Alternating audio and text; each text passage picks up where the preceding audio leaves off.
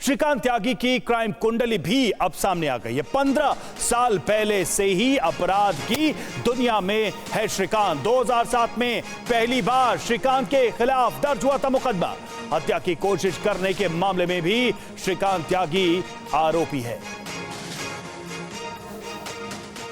महिला से बदसलूकी मामले में फरार चल रहे श्रीकांत त्यागी के गुनाहों का काला चिट्ठा खुल गया है। उसकी क्राइम कुंडली में छोटे से लेकर बड़े अपराध के कई केस दर्ज हैं।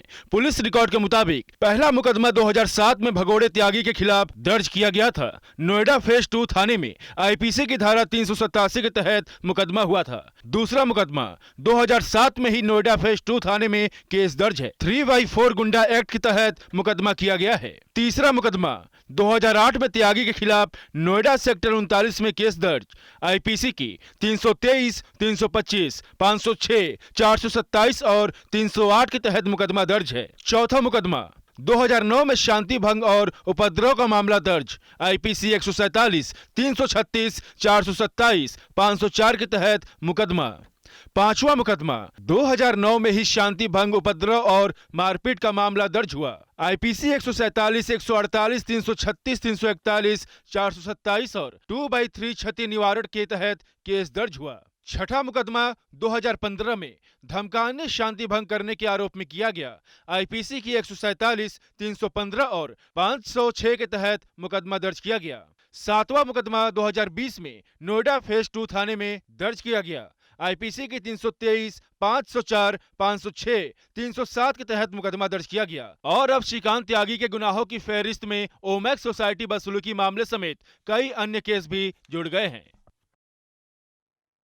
पुनीत शर्मा हमारे साथ जुड़े हुए, सीधे चलेंगे उनके पास। पुनीत, आपका संपर्क टूट गया था तकनीकी वजहों से, आप कुछ बता भी रहे थे, कुछ अहम जानकारियां दे रहे थे, और साथ ही ये भी बताइए कि अब तो मामलों की फहरिस्त बढ़ती जा रही है लेकिन अभी भी फरार है।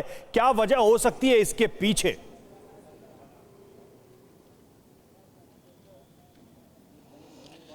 देखिए, उत्तर प्रदेश पुलिस, खासतौर से नोएडा पुलिस के सामने सबसे बड़ी चुनौती अगर इस वक्त अगर कुछ आज है तो वो है श्रीकांत त्यागी की गिरफ्तारी। और इसको लेकर के 18 टीमें बनाई गई हैं जिसमें एसटीएफ भी अब शामिल हो चुकी है। उत्तर प्रदेश के साथ ही कई अलग राज्यों में भी, खासतौर से उत्तराखंड में भी पुलिस उसकी तलाश में छापेमारी कर रही है, लेकिन अभी तक पकड़ में नहीं आया है।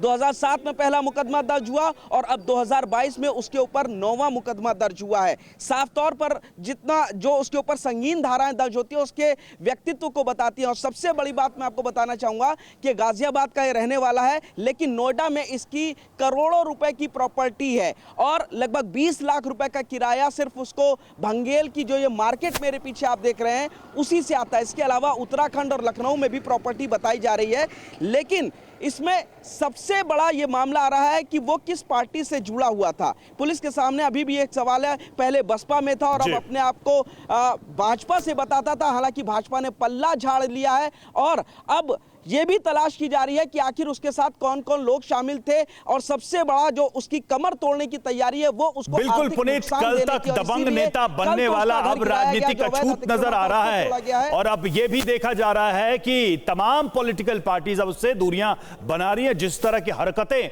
जिस तरह से उसकी कुंडली सामने आई है उसके बाद